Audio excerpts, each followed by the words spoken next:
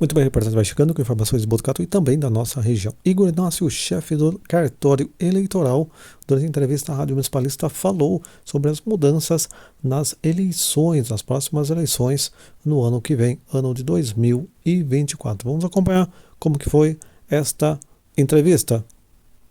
Efetivamente no jogo, que é as eleições, você cumpra da melhor forma possível, né? Verdade. Agora, Igor, a gente estava comentando aqui a questão principal, né, que pelo menos chama mais atenção nesse momento, do número de candidatos. Vai mudar muito isso? Estão falando que a gente vai ter muito menos, que os partidos vão ter que escolher muito bem os nomes, porque vai cair bastante o número por partido. Isso é verdade? É verdade, sim. Primeiro, para lembrar, né, a população como era antigamente, né? Antes podia coligar, né? Quando você coligava, você lançava no dobro da quantidade de vagas em disputa. Aqui na nossa Câmara de Vereadores são 11 cadeiras. Não há nenhuma chance ou expectativa de mudança, né, até 2024.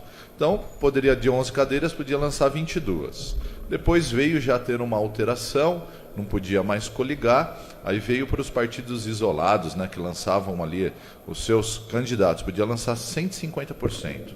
Então, dos 11 daria ali 17 candidatos. Hoje a regra, e é essa que vai valer para as eleições de 2024, é 100% das vagas em disputa mais um. Então são 11 cadeiras em disputa, 11 mais um. Apenas 12 candidatos por partido para o legislativo. Para o executivo, as regras continuam as mesmas da última eleição, tem uma questão aí da federação, né? Mas eles podem coligar, o executivo pode coligar e fazer todo esse procedimento. Essa é a regra que a gente está falando, é para vereador, concorrer para vereador. Mas muitas vezes falam, mas então vai ter um monte de partido concorrendo, né? Não. Primeiro, ativo hoje em Botucatu são pouquíssimos, conta nos dedos quase que de uma mão só, são 6, 7 partidos. A grande maioria está inativo, foi cancelado, não prestou contas, então está com a situação irregular. Então, esse é um ponto crucial. E depois, não adianta você também colocar um monte de partidos com candidatos que não terão expressividade de voto, porque você tem uma meta a atingir, que é o quociente eleitoral. A estimativa hoje é algo em torno de 7.500 votos. Nós estaremos na eleição de 2024 com pouco mais de 115 mil eleitores. E aí a conta que se faz é você tira uns 25% lá de voto branco, nulo e faltas, vai dar algo em torno de 85 mil votos, e aí se divide pelo número de cadeiras, 7.500 votos. Então, 12 pessoas, antes era 22, caiu para 17 e agora caiu para 12. Então, 12 candidatos têm que alcançar no mínimo 7.500 votos. Então, não é fácil. Então você não tem que ter mais quantidades, né? Você tem que ter qualidade, tem que ter pessoas ali com expressividade de votos para conseguir alcançar esse mínimo, né? Na última aí já ficou uns ali, mas na raspa, né? Então tem que ter muita atenção, muito detalhe a essas informações para entrar para o jogo sabendo da regra, né?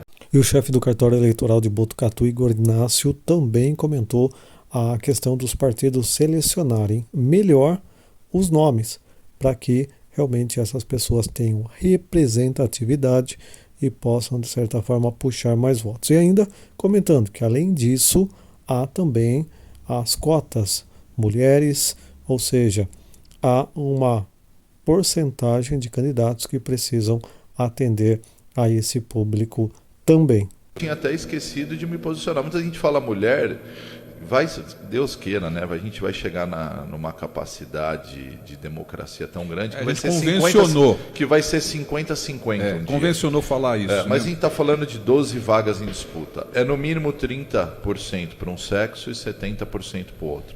No caso, historicamente, isso acontece. Isso.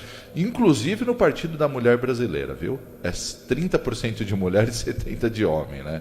Então, e seja qual partido for, viu? Seja os de esquerda, de direita, não importa, essa é o histórico. Então, desse número aí de 12, são 4 de um lado, no mínimo, né? E 8 do outro. Depois, se quiser falar, pode ser 6 e 6? Pode, não tem problema nenhum. Está dentro do, no mínimo, 30 e 70. Então, você tem que ter 4 mulheres, que é o caso que você falou no mínimo, né? E aí 8 homens. Mas pode ser, o ideal seria 6 e 6 aí. Então, tem esse fator também. Um número menor de candidatos em disputa, eu penso que a população vai ter mais certeza de que ela vai votar. Ela tem menos pessoas, né? Era muito pulverizado os votos. Hoje vai estar mais concentrado, então pode ser que aumente o número de votos naqueles determinados candidatos, né?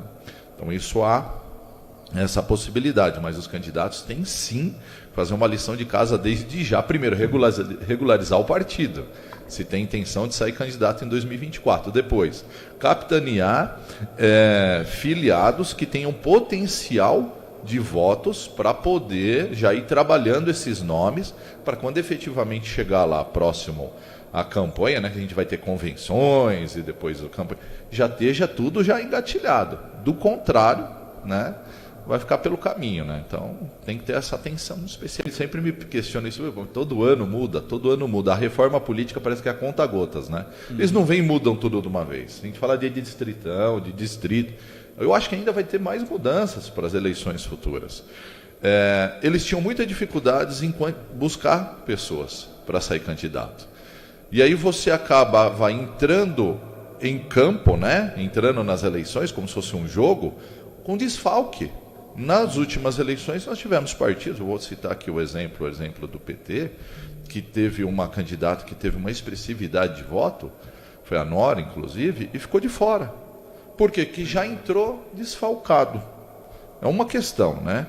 Então você tem dificuldade de lançar, você fala assim, não, você pode lançar 22, que era lá atrás. Mas não consegue lançar 17. Então eles tentaram equacionar isso, diminuir, né? O custo de uma eleição, quanto mais gente você tem ali, são mais santinhos impressos, são mais publicidades de uma maneira geral que você tem que realizar. Ainda que seja fotografia, sejam coisas mais simples, mas é muita coisa a mais, né, Carlos? Então você diminui significativamente o custo dessa eleição, né? Você consegue dar uma distribuída melhor, né? São menos pessoas ali, isso facilita.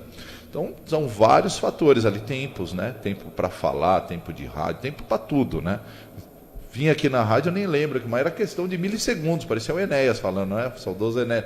Eu nem dava tempo de falar nada. Muita gente, né? Muita gente, 200, né? Hoje estima-se algo em torno de 60, 80, o número vai diminuir bastante. E para a população, eu penso que se você tiver menos pessoas, mas com mais qualidade, eles vão conseguir analisar melhor, né, quem serão os candidatos que eles vão escolher, né? As propostas, as ideias, é um pouco mais fácil. E na eleição proporcional continua não podendo ter mais coligação? Não. E aí é uma nova regra que surgiu, chama federação. Hoje, vai valer para essa eleição, em âmbito nacional, eles definem quais são as afinidades políticas que eles têm. E em cima dessas afinidades, eles se fecharam. E vai valer para os 27 estados, né, aqui para todos, né, e para os mais de 5 mil municípios que nós temos. Só no estado de São Paulo são mais de 600. Mas e se eles não se dão bem? Eu vou dar um exemplo aqui, PSDB e Cidadania. Está federado. Eles não trabalham mais sozinhos, eles trabalham em conjunto. É uma federação. Hipoteticamente, se não desse bem aqui no município, iam ter que dar um jeito de se acertar. Porque, do contrário, poderia criar um problema. PT, PCdoB e PV. Outra federação, chama federação. É obrigado a sair com essa composição. E não tem números de candidato a mais. Continua com os 12 lá. Aí eles têm que... Entre eles, aliás, foi essa a última federação que você citou, PT, PCdoB e PV. E o PMN também, é o Partido da Mobilização Nacional, que entrou na Justiça Eleitoral contra a candidatura do Deltan Dallagnol, que deu isso aí. Né? Então foi essa federação aí. Outra federação que nós temos, olha que federação doida, né? Eu nem sei como que eles conseguiram. PSOL e Rede. E, geralmente o PSOL ele tem uma característica de não coligar com ninguém, de juntar com ninguém. E eles se uniram em âmbito nacional. E aqui seja aqui na nossa jurisdição, Botucatu, Itatinga e Pardinho, todos os demais municípios vai ser assim, se eles forem lançar, eles vão ter que se alinhar.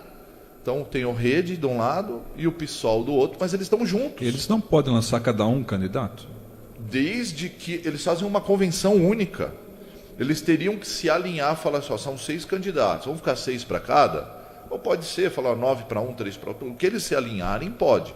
Mas eles vão ter que definir isso. Mas daí. na eleição majoritária, a prefeito, por exemplo? Para a majoritária, não. Eles têm que sair juntos? Tem que sair juntos. Puxa. O que eles podem fazer é essa federação coligar com o partido. Mas aí já está difícil aqui, né? De se alinhar aqui. Eles vão ter que obrigatoriamente fazer essa junção. Eles vão ter que sentar, conversar. Quem é que vai lançar candidato a prefeito? Quem é que vai lançar o vice, por exemplo, desses dois? Eles vão ter que sentar e se alinhar. Então essa federação ela foi pensada em âmbito nacional, mas o Brasil é muito grande. O Brasil é continental. A gente tem falando aqui de 27 estados, né? Uma distribuição absurda de mais de 5.500 e poucos municípios. E você achar que a regra que vale lá em cima vai valer para cada todos, um né? desses. Aqui eu estou. Seria o melhor dos mundos, né? É uma questão de natureza ideológica, né? Sim. Compartilhar dos mesmos ideais, mesmo pensamento. No papel é lindo demais, seria o melhor dos mundos, mas a realidade é totalmente diferente. Na Na prática, prática, dá briga até, né? Quando acabou a eleição, 1º de janeiro de 2020, que eles foram tomar posse aqui na Câmara, essa é uma outra regra que mudou, vai ser dia 5 agora, não é mais aquela Tá loucura. certo, eu acho que tem que ser fora dia 1º. Ah, ninguém. Dia não, eu não Dia sei. 1º é Porque já, complicado. a posse vai mudar? Já. Eu não sabia. Mudaram porque eles, depois de muitos anos, né, Wander? Isso Muitos estava na Constituição. É, Eles na fizeram Constituição. uma PEC lá para mudar isso. Mudaram porque eles falam, poxa, o pessoal comemora, né, a virada do ano. Imagina, e geralmente era no período da manhã, Nossa, a posse, mano. né? O cara ia para Como que a imprensa posse meio vai? travado. Então ele tem que. E outra, não é uma coisa simples, né? Uma posse. Tem Verdade. posses complexas, até aqui em Botucatu, né? A Câmara teria que se preparar, mas ia chamar todo mundo ali, né? No dia 2, dia 1, para poder já se organizar. Ele dia 1, para poder se organizar. Agora mudaram, eu não sei se é no dia 5 ou 5º dia 1. Parece que foi dia 5. Mas um pouco mais para frente. É, um pouco Fugiu mais pra ali do frente. feriado. né?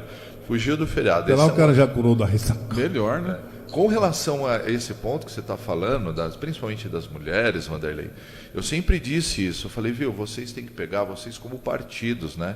E já posicionar nomes, né, que vocês vislumbrem para a próxima eleição e trabalhar. Hoje, com as redes sociais, né, com os projetos, você vem trabalhando esses nomes, faz um trabalho de marketing muito bom, desenvolvido. Essa pessoa ela já tem um perfil, né, de trabalhar para a comunidade, já tem esse viés. E aí, quando chegar efetivamente nas eleições, o santinho é só um detalhezinho pequeno, né? Não vai ser aquilo que vai determinar, né, em quem a pessoa vai votar, mas todo o trabalho que ela realizou nos últimos 4 anos. Eu digo isso até para os vereadores.